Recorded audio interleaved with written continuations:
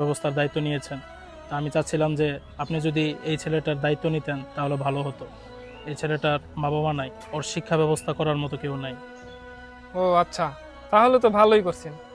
কারণ এইসব ছেলেপেলেদের ব্যবস্থা যদি আমরা বিত্তবানরা যদি না করি, এদের তো পড়ালেখা করানোর মতো কোনো মানুষ নেই।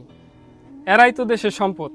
এদের যদি ভালো একটা শিক্ষার ব্যবস্থা না করা হয়, এরাই অর্থের অভাবে চুরি ডাকাতি এইসব করে বেড়াবে। পরবর্তীতে আমরাই বলি এতিম ছেলেরা ভালো না, চুরি করে ডাকাতি করে। তো এদের একটা ব্যবস্থা যেহেতু আছে, তো আপনি ওকে নিয়ে যান, ভর্তি করাই দেন। বাদ বাকি খরচপাতি যা লাগে আমি দিব, সমস্যা নাই। ভাই, আপনার এই ভালো উদ্যোগগুলো আমার কাছে খুব ভালো লাগে। আপনার মতো এই সামাজিক মানুষগুলো যদি আরো 2-4টা সমাজে থাকতো, তাহলে এই এতিম বাচ্চাদেরকে নিয়ে আর কোনো চিন্তা করা লাগতো না। তারা আর খারাপ হতো না সমাজে। তারা দেখা গেছে আপনাদের মতো সামাজিক মানুষদের দয়ায়, ভালোবাসায়, মহব্বতে ওরা অনেক ভালো লেভেলে যেতে পারতো।